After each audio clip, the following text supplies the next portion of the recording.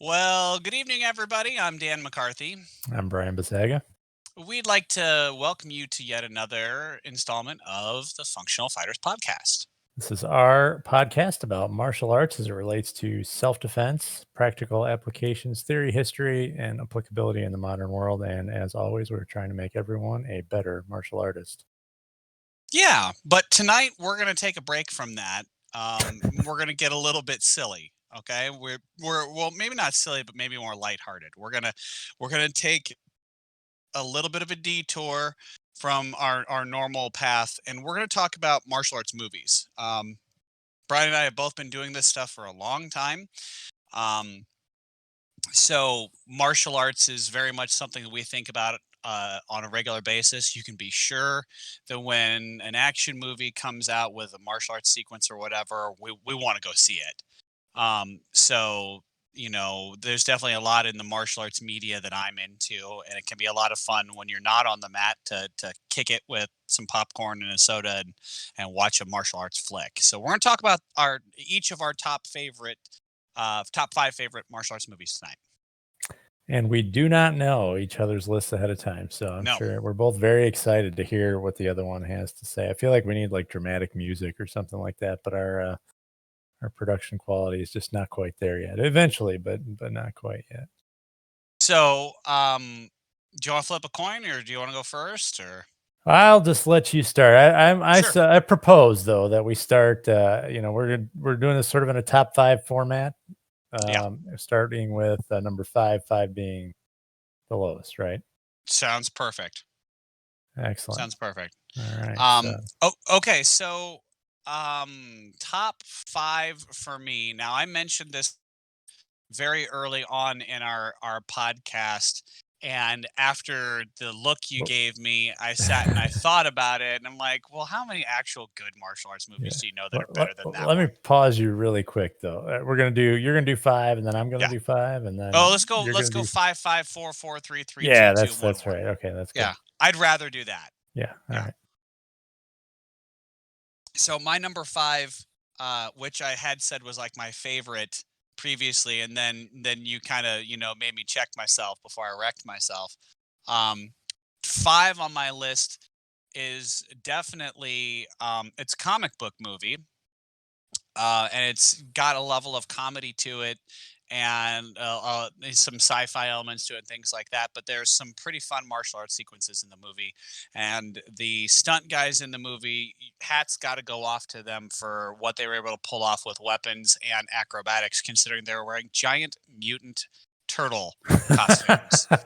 And that would be, of course, Oh the yeah. original Teenage Mutant Ninja Turtles movies from, I believe it's 19, I want to say 1991 is when that movie came out.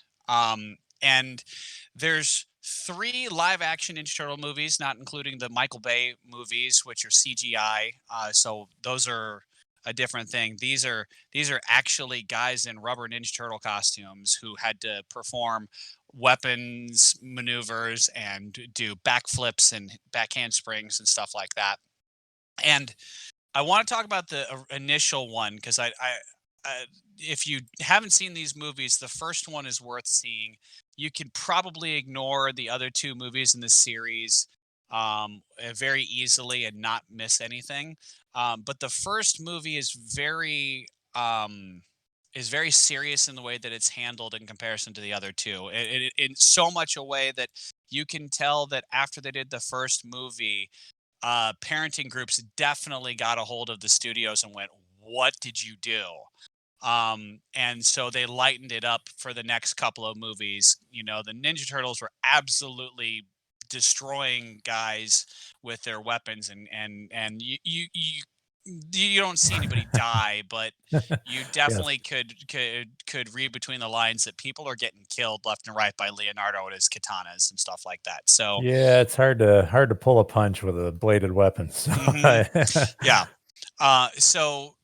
But in all seriousness, that movie, besides the fact that it's got, rubber ninja turtle costumes in it, the guys who were doing the stunt work for it are top notch. Their martial arts skills are really good. They're very, I mean, I all humility aside here, I think I'm a good martial artist. I'm not like, world class. I'm not gonna, you know, inflate my ego that way, but I think I'm really good at what I do. Those guys are on another level to be able to make techniques that I do look good, make them Yeah, better than I make them look, but in a in a big rubber rubber, animatronic yeah, turtle suit. Yeah. exactly, Yeah, absolutely. You know what? We just watched this movie last weekend with my daughter. She's like 11 years old. We had to drag her kicking and screaming to watch this movie, but she really enjoyed it. And it is a fun movie. It yeah, really is a fun movie, especially apparently, even if you weren't a Ninja Turtles era kid like we were, right? Because yeah. my daughter definitely got into it, and I'm gonna try and find the other two on DVD just so we can watch them. They're Avoid the funny. third one. Ugh. Well, yeah, I mean, whatever. Yeah. It's like pizza, you know. It's even bad pizza is pretty good, right? So, but yeah, I mean, definitely worth watching. I think my favorite line from the movie is quote by Michelangelo. Uh, Wise man once said, "Forgiveness is divine, but Never never pay pay full price full for a price late for late pizza." pizza. Yeah, Yep. I like it. The guy who voiced Michelangelo in that movie. This is how big of a Ninja Turtles nerd I am. I actually could tell you who all of the voice actors for each of the turtles is, besides Corey Feldman.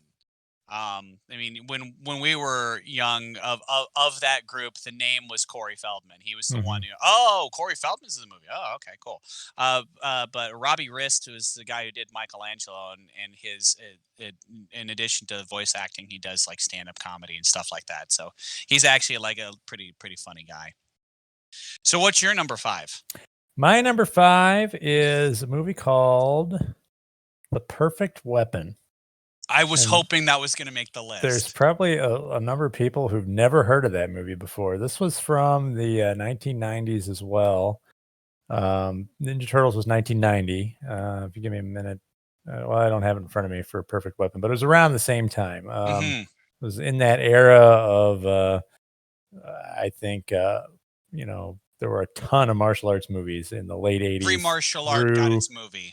through the mid 90s, and Perfect Weapon was one of the more obscure ones. Now, for those people who know the martial arts, they'll know that the star of that movie was Jeff Speakman, Hmm. who's gone on to become a grandmaster in Kempo and runs his own system. I've had the Yes. pleasure of meeting him at a seminar. He's a interesting dude. Yep. Done some training with Speakman at a seminar. Yep. Yeah, Yep. and we were at that seminar together. Now that I Yeah, we think were. about it, Yeah, we were.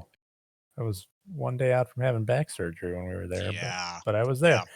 there. Yeah, and I think I don't know. I feel like it was an outsiders movie, you know, just like it kind of came out of nowhere, and it wasn't, at the time he wasn't a big famous person. I mean, that movie is really kind of what put his name out there in front of everybody, from what I recall.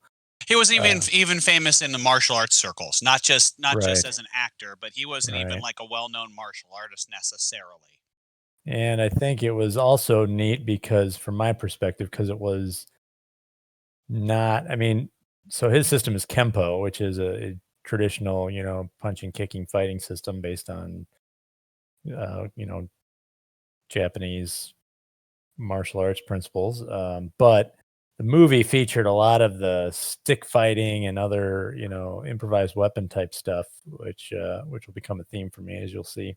Yeah. Um, and it was just different. It was so different, and I don't know. It's one of those movies that I watched, and I would watch it anytime it was on TV, and it's just become so obscure that I hadn't seen it in forever. And I mentioned it to some of my martial art, some of my students. Like, oh, this movie. If you ever see it, if you ever get a chance to see The Perfect Weapon, sit down and watch it. It's an interesting movie, and keep you entertained. And they actually dug up a copy on DVD for me, so now I have a copy. Nice. I That's can watch cool. it again whenever I want to. Yeah. Yeah, really, that's a very enjoyable movie. And you can't talk to anybody in Kempo without them bringing it up. Uh, Yeah, right. every time I talk to any of my Kempo buddies, it gets brought up, which is fine. Nothing wrong with that. I really enjoyed that movie, and I love the way that Speakman portrays the martial arts in that movie. Um, Overall, he stays pretty true to martial arts without over sensationalizing things, even though it's a movie. Um, it carries a lot of the flavor of the way martial arts are done in the real world, Yes. in the movie, and I really appreciate that fact in that movie. I think that's a really good one. Yeah. Yeah, I think it stays away from, like, the campy martial Hmm. arts, you know, the Karate Kid style spiritual side, you know, which Hmm.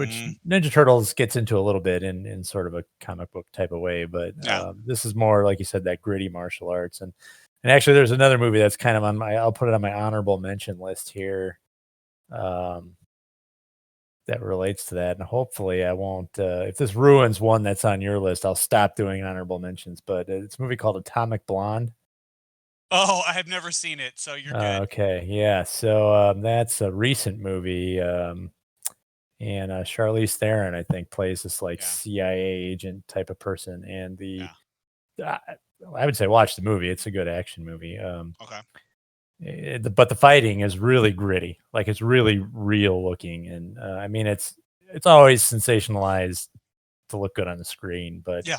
in terms of, how they portray the actual fighting and what people do, it's pretty darn good, pretty gritty, kind of along the lines of like a Jason Bourne type of film, you know, the way they fight in those movies. Why'd you have to say that already? Oh, sorry. It's off my I dodged list. the first It's off landmine my and stepped on list. the second one. Yep, Okay, you well, I'll totally shut up did. now and let you get on to number 4. Well, so Perfect Weapon actually was number 4 on my list.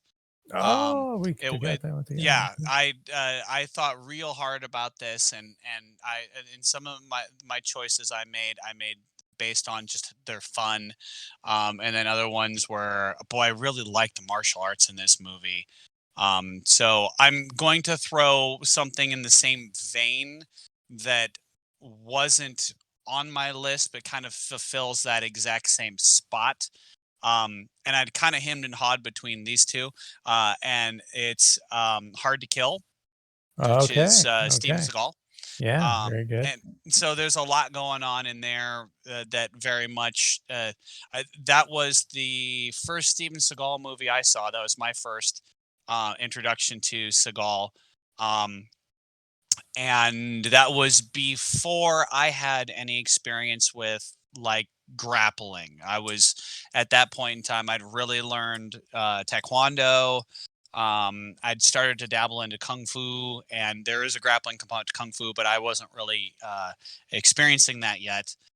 So I didn't really know anything about aikido at all. I'd never heard of hapkido um, yet, and so that was a very different thing for me when I saw Seagal walk on onto things and see what he was doing and all that kind of stuff. And I thought it was really cool to see what he was pulling off. And again, like Speakman in the Perfect Weapon, it was a different flavor of martial arts movie. It felt more like it was maybe closer to real life. How things would come off than a lot of the other stuff that I was used to seeing with jump spin back kicks and people flying Mhm. through windows when that happened and stuff like that. So yeah. Um, Seagal, I think Hard to Kill and Under Siege, there's my honorable mention. I think those are like maybe Seagal at his best. Um, and everything after that is probably just a variation on that theme of that version of Steven Seagal. I think if you, unfortunately, and I don't mean this in an insulting way because I've never made a movie, so I got no room to talk. Um, but his movies are very much kind of the same guy. Steven Seagal plays Steven Seagal over and over again. Well, I Um, think I think it's even worse than that, Dan. I think, like, I was going to ask you if you were sure it was Hard to Kill that you saw, or if it was Above the Law or Marked for Above Death, the Law. because they pretty much all have the same Yeah, plot. yeah, Yeah. right. He's an angry Well, yeah. Italian cop kinda guy, yeah. Uh-huh. Absolutely, and that's yeah, that's a very legitimate statement right there. But I am sure it was Hard to Kill. Yeah. Um, so yeah, yeah, yeah, good movies though. All of those. I really enjoy them. Yeah, All I'll right. have more to say about Steven Seagal in a few moments. So, Cool. Well, it's your turn.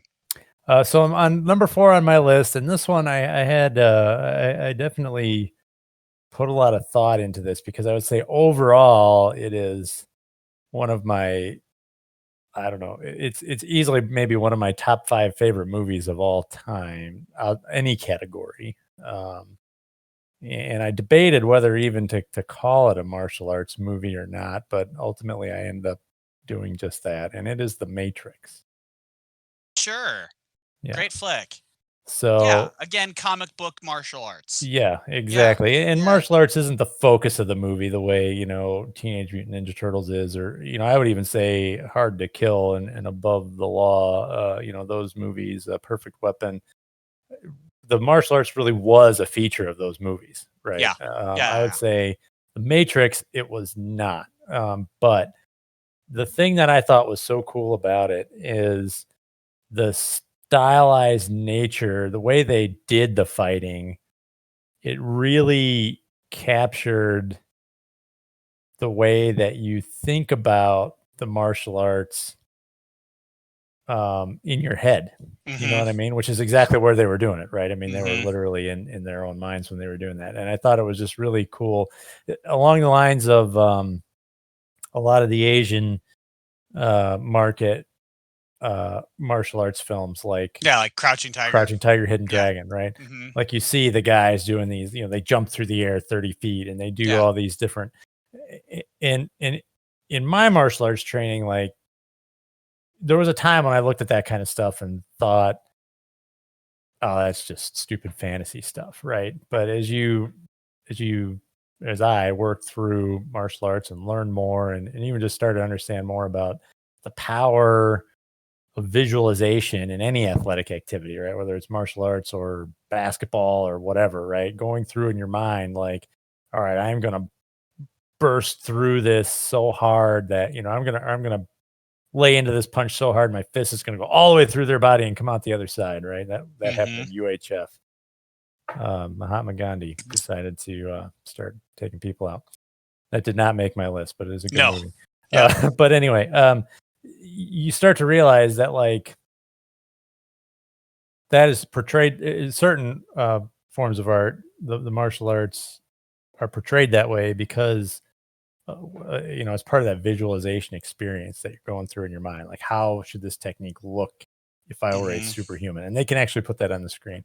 And I Yeah. think The Matrix just did an excellent job of capturing that feeling, putting it in this digital crazy world, and just making it look completely awesome. Yeah. The wire stuff, the rotating camera angles, Oh yeah, well, they invented a completely brand new type of cinematography with that movie when they created bullet time.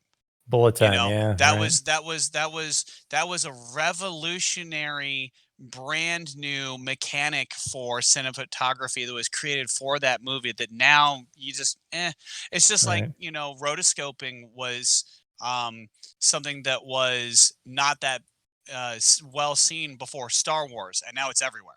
No, Bullet yeah. time, same thing. That movie, I remember going to see it in college with some friends of mine, and, like, literally at one point in the middle of the movie, like, we all just turned to each other and said, "What in the hell is happening here?" Right? And we probably talked about that stuff for I mean, that movie for Yeah. hours afterwards, but yeah, the martial arts specifically itself, and I think the other thing I'll say is that the actors, they put in so much work Yeah. to get the form and just to look like the part, right? I mean, to just really, um, stand out as, like, these almost like sculptures. Like, if you were gonna sculpt a guy An doing a icon. certain An stance icon. or something like that, Yeah. right? I mean, these guys are holding the pose perfectly, right? And they each And, had their own way of being trained. The Wu Ping was the guy who did the fight choreography for that movie.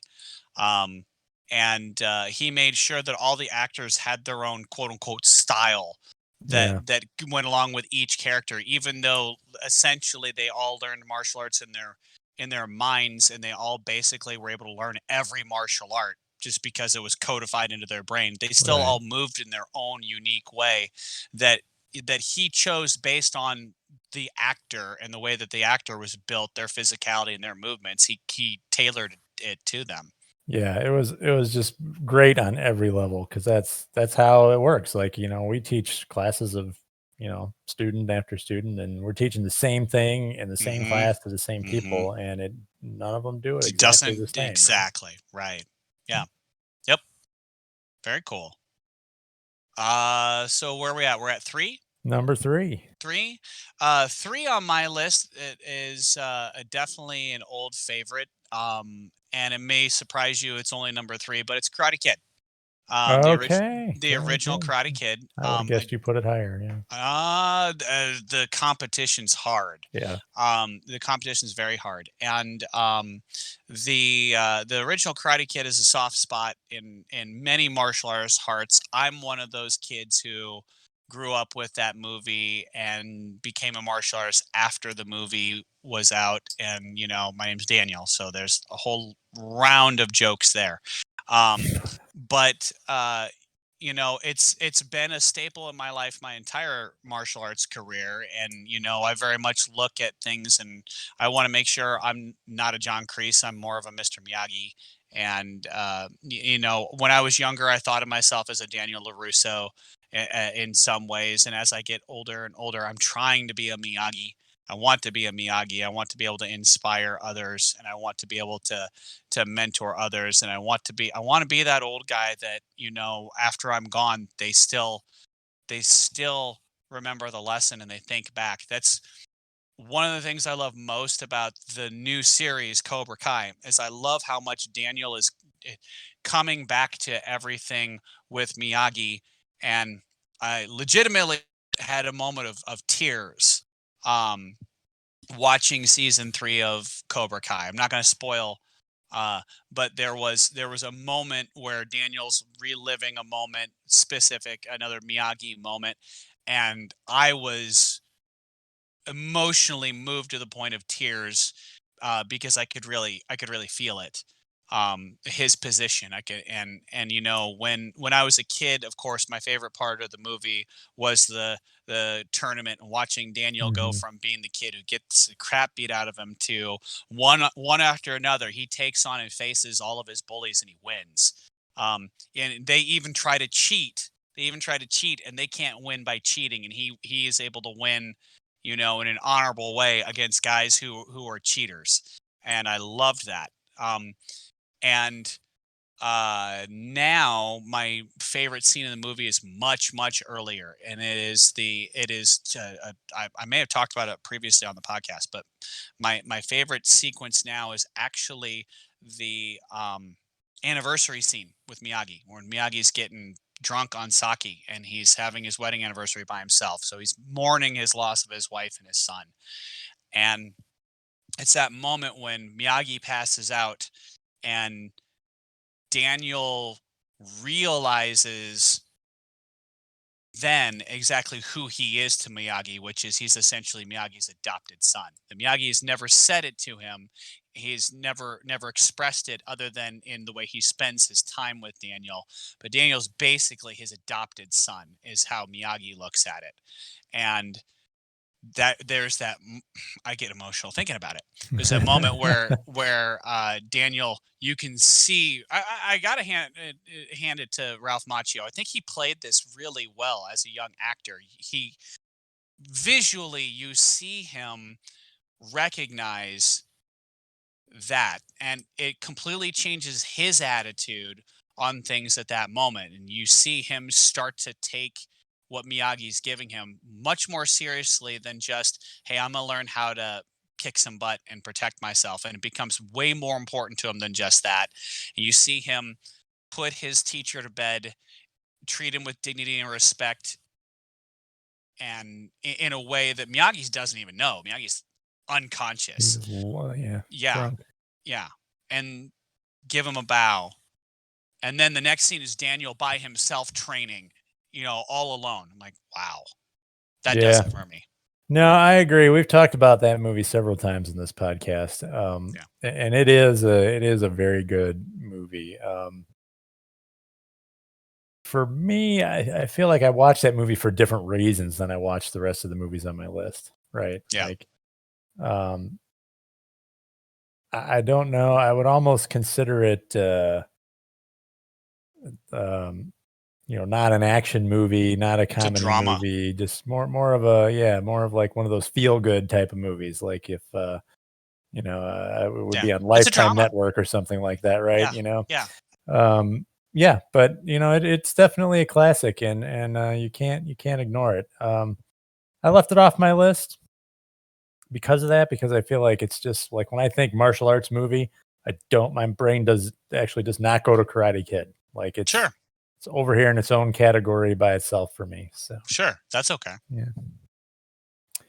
Okay, so my number three, moving along here is, and this was again another.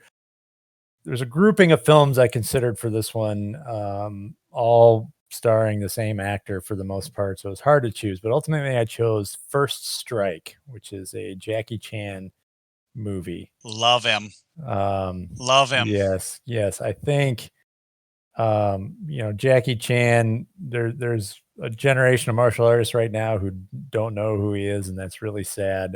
Hmm. But go back and watch all of his movies, folks, if you haven't seen them. All the ones they started in the '90s as well and went into the early 2000s. Well, for us, they did. Yeah, and there were a lot. There were some more recent ones that were really big blockbuster movies, like the Rush Hour series and everything. Yep. I do enjoy those movies too. If they find their way on TV, I usually end up watching at least some of them.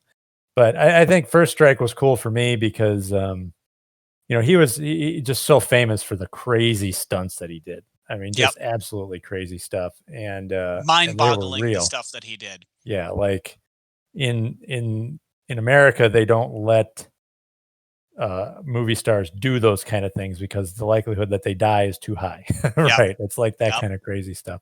But the thing that was cool for me about First Strike was just all the environmental martial arts that he did, like the stuff where he's diving in and out of windows. There's one scene Hmm. particularly I always remember where he's like fighting a bunch of guys with like an 8-foot extension ladder, you Yes, know? the ladder. That's I was Yeah. hoping you were going to mention that. And it's just amazing. I mean, the choreography, his physical talent just to be able to do that stuff. And you realize that someone is doing this stuff for real. Um, just incredible. And they're so funny too. I mean, there's a lot Yeah. of jokes and physical comedy and just everything else too. It's really fun. You got to recognize too how old Jackie Chan was when most of those movies were being made. Most of the movies that the American audience would be familiar with is an older Jackie Chan. 45 to 65 is what I'm talking about, his age range. I mean, Jackie Chan's kind of up there in age now. So, if you see a one that was made for an American audience primarily, he's Right. he's not a spring chicken. He's not 22 and doing stuff, and he's doing stuff that puts people to shame. So, yeah, Yeah, very good stuff. And I yeah, remember particularly one interview. He was on a David Letterman show, and they were talking about the movie or whatever, and he basically told David Letterman during that interview, I think I'm done. I think I'm done making movies. And David Letterman says, the whole audience is, booing and everything. yeah, And David Letterman says, why? It's like, you can't stop. Everybody loves you. And he's like, well, he's like, my fans want to see the real stunts, and I'm just getting too old. too old. Yeah, And David Letterman said, well, I think they would probably enjoy seeing more movies, even if they knew you weren't trying to kill yourself doing the stunts, right? And there was just this good banter back and forth yeah, between them. It was interesting. But yeah, he didn't make too many more movies after that, unfortunately. no, But they no. are definitely worth watching. You will never see anything like that quite again. Because today it's all done with CGI. It's all CGI and wire work. Yeah, But then it was real. real. So yeah, definitely go check out any Jackie Chan movie you can find.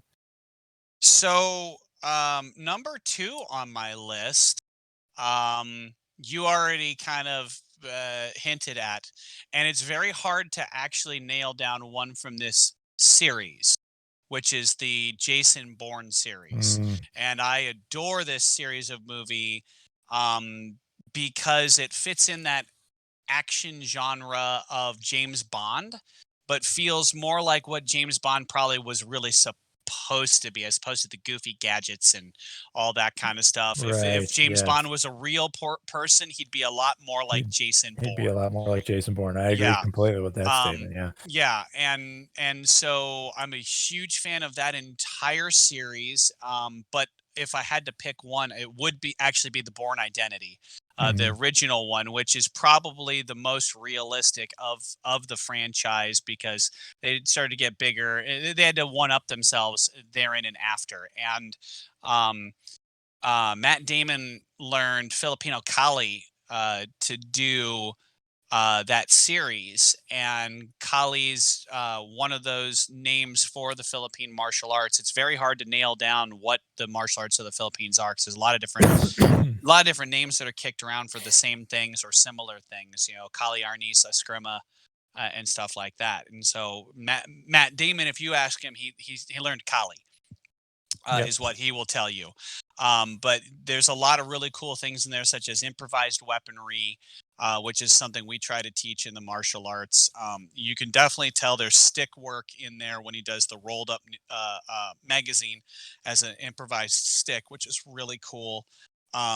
There's really great examples of joint manipulations that we do um, as well in Hapkido, and that very first fight scene that he has in the movie, I can remember we went to that one together. And I can remember a bunch of us from our Hapkido class sitting down and be like, "Oh, did you see that outside lead?" And Yeah. when, and we were all like, "Did he learn Hapkido? Did he learn Aikido? Is it Jiu-Jitsu?" And no, it's Kali. I remember all of us just being like, "Wow." Um, it was really cool. It was great to see, you know, in that point in time, a movie that was trying to take the CIA type of a thing and try to treat it very very seriously and not Yeah. campy like a James Bond type of a situation. I always liked the rebranding of James Bond with Daniel Craig too because I feel like they watch the Jason Bourne movies and go, this is what our guy's supposed to be like, why isn't he, Yeah. and so that's how I felt about, like, some of the newer Bond films, but I would tell you I prefer the Jason Bourne.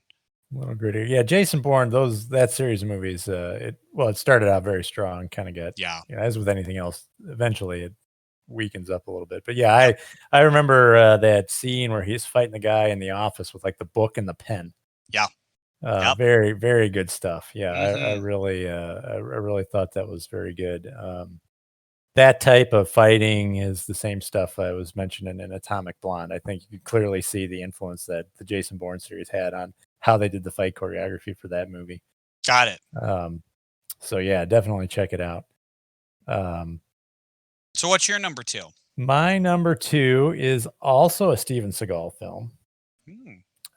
And we've talked about this before too. Steven Seagal had a big impact on me as a young person, and really it's probably the reason I ever walked into my first martial arts class, right? So watching that, his movies after seeing what were martial arts movies up to that time were mainly, like you said, the big jumping, spinning, crazy stuff all the time, and given my just personal situation at the time, that was sort of unattainable for me. Then you see Steven Seagal come in and fighting in a much different way, right? Mhm. And I really gravitated towards those movies, just watching him do that stuff and going like, it looks like that is something I could actually do. And I joked about it before, but like he had, I can't remember exactly how many movies, but like 6 of them have exactly the same plot. Oh, I yeah. mean, Yep. they're literally, it's hilarious how similar they are. I chose Out for Justice as my Okay. second favorite movie. Cool. And I think that one stands out to me just a little bit because I feel like,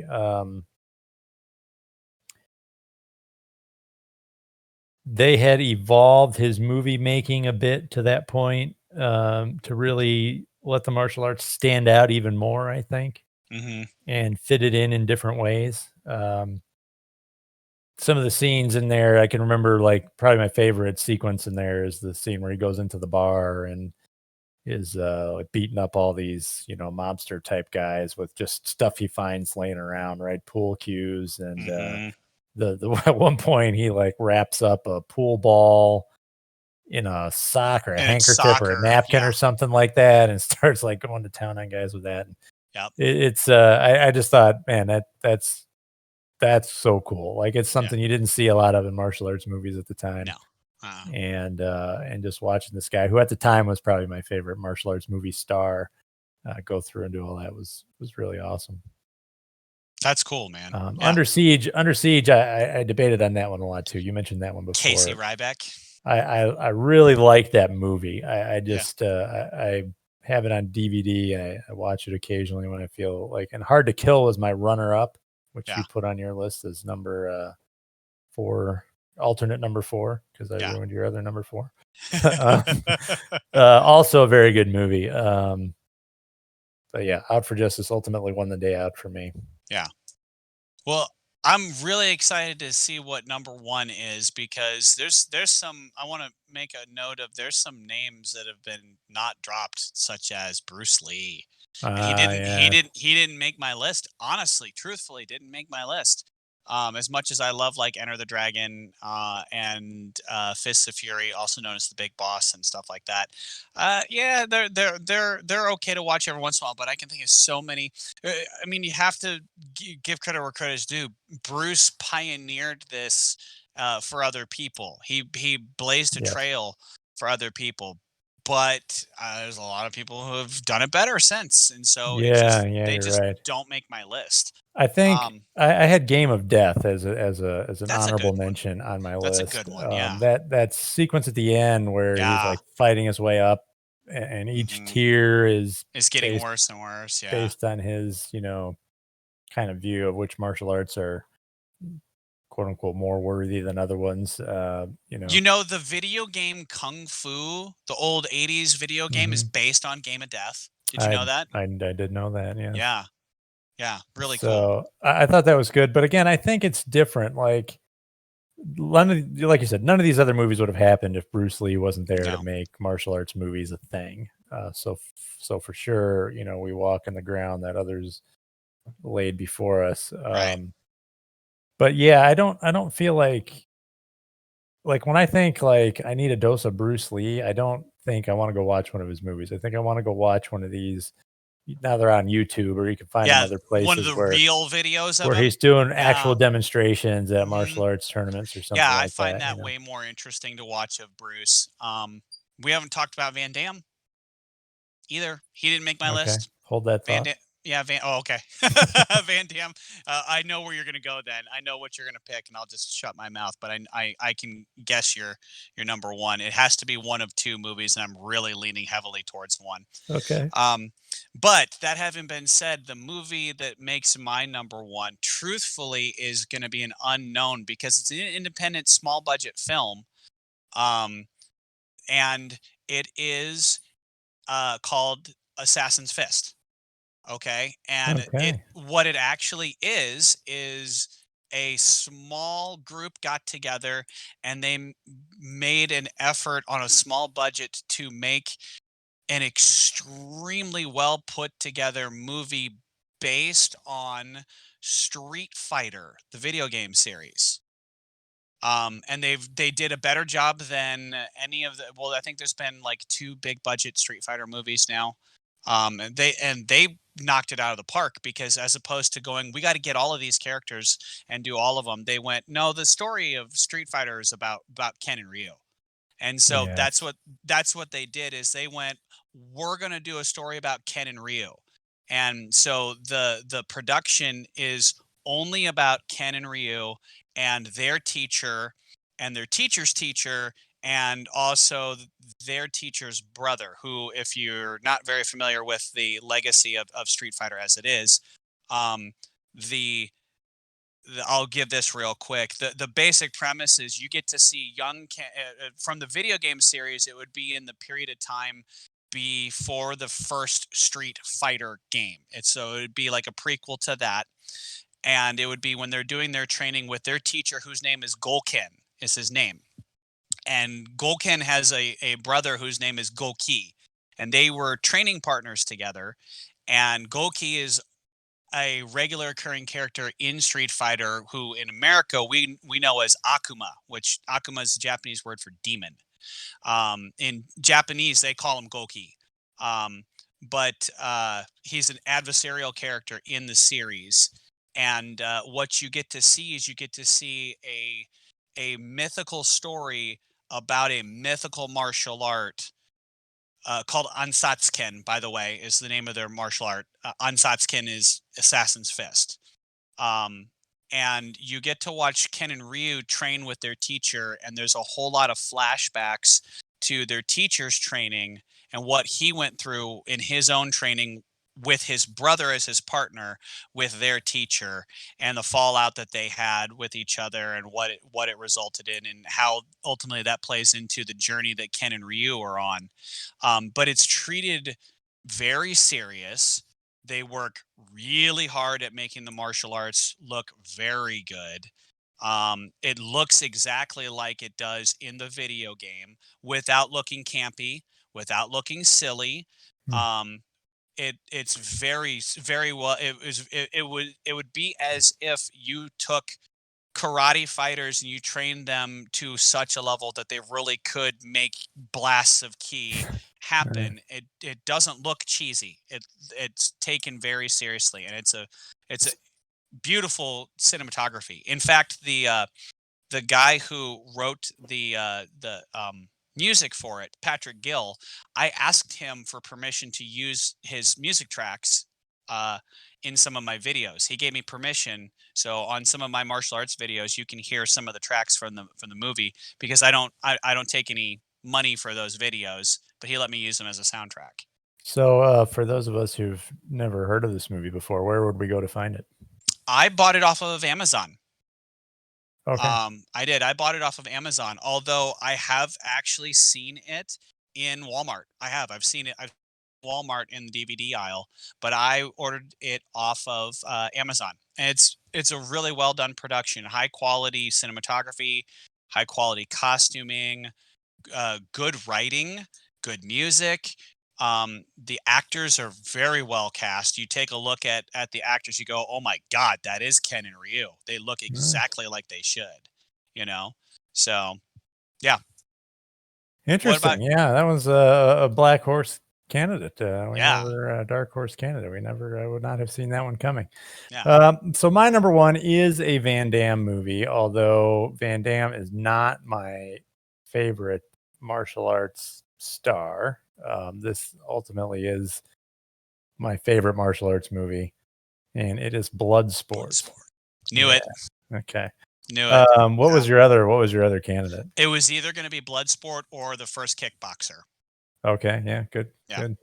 Yeah, those were definitely both up there. I think I tend to go to Bloodsport more often. And what really does it for me is I feel like at the end, in the tournament, they went out of their way to show all kinds of different systems of martial arts in there, right? And they did it kind of in a way that made sense, right? It's like all these people from all these different regions are getting invited in and they're bringing their stuff with them. And it's, how does one compare to the other kind of thing, right? So it was neat for me at that age to kind of see all this different stuff in action there, even though, it's big screen and it's stylized, but you really got to see some neat stuff. And it had just the right amount of campiness to it, Hmm. like the big American guy who's just sort of like basically a football player. He's not really a martial arts The type guy at brawler. all. Yeah, and then, Yeah. I'm gonna break the brick with key, and I'm gonna just you could tell me to break that third brick down. I'm just gonna pull it out of the pile like Jenga and crush it over my head. Just the way that it just brought in so much about how all these different styles are out there and how they each view each other and how Hmm. America was viewed in terms of the martial arts hierarchy at the time. Um, Van Damme is not the greatest actor in the world, though he did make a bunch of great movies. I mean, a bunch of Hmm. really watchable movies. And his skill at what he does, you can't question it. I mean, he's extremely athletic and extremely talented in what he does, and they found a way to make it look pretty darn good on the screen. Yeah. Did you And know that? Did you know the real life story of Bloodsport? I have looked into the real life story a little bit. Yeah, it is Count Dante. loosely based on a true story. His character was a real human being, or based on one anyway. Yeah, I say he's a real person. Count Dante. Uh, and he created a fabrication of a story that he sold to people for a very long time as of being a real thing, and that's what got Bloodsport made. Yeah. So a real person made a really convincing lie, and fooled a lot of people for a long time, and then they ended up making a movie loosely based on that. So Yes. We got. interestingly, did you know that there is another movie by Van Damme that fulfills basically the same kind of archetype, and it's called The Quest. The Quest, I do. I Yeah, have that on DVD as well. yeah. Well, Yeah, I have that one. I would say it wasn't quite as good, to me, I mean, as Bloodsport. Yeah, The villain in Bloodsport, that guy Bolo Young, Bolo the Young. Hong Kong weightlifting champion guy who, Yeah, just so iconic. I think he was the bad guy in, like, every Van Damme movie he was a in the bad guy in '90s or every something movie like back in that. that Yeah, day. he was just like a universal guy. You Google him, folks, if you're listening, you don't know who it is, Bolo Young. you'll probably recognize the face when you see it. Well, he was a bad guy for Bruce Lee. He was a bad guy for Van Damme. Um, I think he was the no, that's not right. Van Damme was the bad guy in that movie, wasn't he? No Retreat, No Surrender. Wasn't Van Damme the bad guy? I believe so. I have not Yeah, seen that movie in a long yeah, I time. haven't either. That's an old Bolo Young movie. had his own series of really obscure films that you can go track down too if you decide you're a Bolo Young fan. You can Yeah, watch those. Guy I went to high school with was a huge fan and made me watch a lot of them. Some of them are okay, and some of them are some of them not. not so much. So, but yeah, I think Bloodsport was just iconic for me, and just that's the variety of the martial arts and the tournament structure Yeah, and good everything flick. that was going on there. I really just fell in love with that movie. Yeah, it's also the spiritual inspiration for the Mortal Kombat character Johnny Cage. Yeah. Yep. Yeah. So I think in the little time we have left here, I think one thing that would be interesting to do is talk about some movies that didn't make the list, right? Yeah. Well, Enter Um, the Dragon. God. yeah, I mean, we talked about Bruce Lee a little bit. There's another guy who's considered a martial arts star that we haven't talked about yet, and that is Chuck Norris. How did you know what he was on my mind when I said who haven't we talked about, and I skipped over Chuck and got to Jean Claude. I don't know Yeah. how. I don't know how that happened. Um, Again, I think, I could not point you to a Chuck Norris movie that was really good. I mean, he made a lot of movies that were entertaining, but they were pretty rough. And most of his movies, I mean, he did martial arts in all of his movies, Hmm. but they weren't really martial arts focused movies either, right? He was more of an action star kind of guy. Yeah. Who Um, happened to do martial arts? Yeah. yes, I feel like I Yeah. would like to meet Chuck Norris.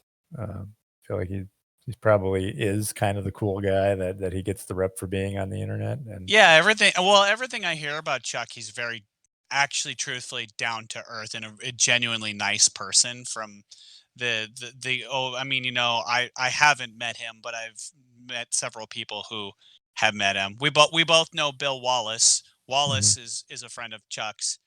Um Grandmaster Pellegrini of course knows Chuck. Um and and so there's plenty of people who I've spoken to who speak highly of him. Yeah. Yeah. A couple other movies on my list that I enjoyed, but well, another guy. I guess we'll stick with the people. I would say Jason Statham. Oh, sure. He's made a ton. He may be my current favorite martial arts movie guy. Yeah. Because I think he does the martial arts really well, and he's figured out this sort of brooding comedic thing that he can do, and Yeah. his movies are just hilarious. Hobbs and Shaw is one of my favorite movies of all times. Sure. He was in this movie called, I think it was just called Spy with Megan McCarthy. He stole the whole movie, in my opinion. Nice.